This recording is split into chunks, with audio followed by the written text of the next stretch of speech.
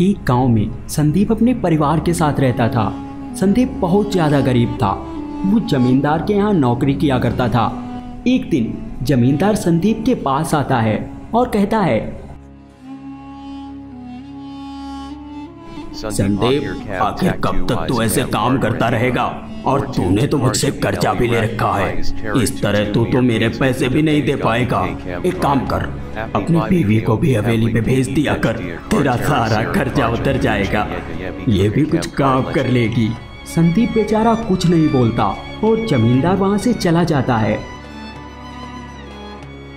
फिर संदीप भी वहां से चला जाता है। संदीप एक नदी के किनारे पहुंचता है। संदीप सोचता है, मेरा जीवन भी कोई जीवन है, इससे अच्छा तो मैं मर जाता हूँ। वो आत्महत्या करने वाला था। तभी उसे वहाँ पे एक गुफा के पास रोशनी दिखाई देती है। अरे ये कैसी रोशनी हो रही है, मुझे जाकर देखना चाहिए। संदीप उस गुफा के पास चला जाता है। संदीप उस रोशनी में हाथ डालता है, जिससे गुफा का दरवाजा खुल जाता है। संदीप ये देखकर बहुत ज़्यादा डर जाता है। वो डरते हुए गुफा के अंदर चला जाता है। उस गुफा के अंदर बहुत सारा खजाना था और उस गुफा में एक दानव अपने बेटे के साथ रहता था। वहीं पे एक जादुई मणि भी रखी हुई थी। उसी मणि के अंदर दानव के बेटे की जान थी। संदीप वहां पे पहुंचता है और दानव को देखकर डर जाता है। मुझे मत मारो, मुझे मत मारो, मुझे जाने दो, मैं तो गलती से यहाँ आ गया। अरे क्यों डर रहा है मानो? मैं कुछ नहीं करूँगा। तू बहुत दुखी लग रहा है, बता इतना दुखी क्यों है? संदीप दानव को पूरी बात बताता है।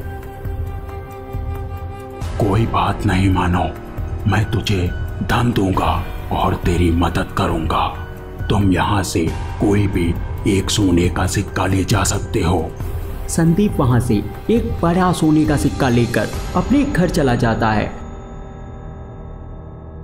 और उसे बेचकर जमींदार का कर्ज चुका देता है। अब वो जमींदार की नौकरी भी छोड़ देता है। एक दिन संदीप अपनी पत्नी से उस जादुई गुफा के बारे में बात कर रहा था। तभी वहां पे दूर खड़ा वही जमींदार छिपकर ये सब सुन लेता है। अच्छा तो ये बात है। अगले दिन जमींदार भी उस गुफा तक पहुंच जाता है और जमींदार को लालच आ जाता है। उस समय गुफा में दानव नहीं था। जमींदार जादुई मणि को उठा लेता है। जादुई मणि को उठाते ही दानव का बेटा वहीं पे गिर जाता है। जमींदार गुफा से बाहर भागता है। तभी गुफा के अंदर से एक मैजिकल मैजिस्टिक हेलीकॉप्टर निकलता है और उस हेलीकॉप्टर के अंदर से आग निकलने लगती है, जिससे जमींदार जलने लगता है और वो जमीन पे गिर जाता है। जादुई मणि वापस से अपनी जगह पे चली जाती है।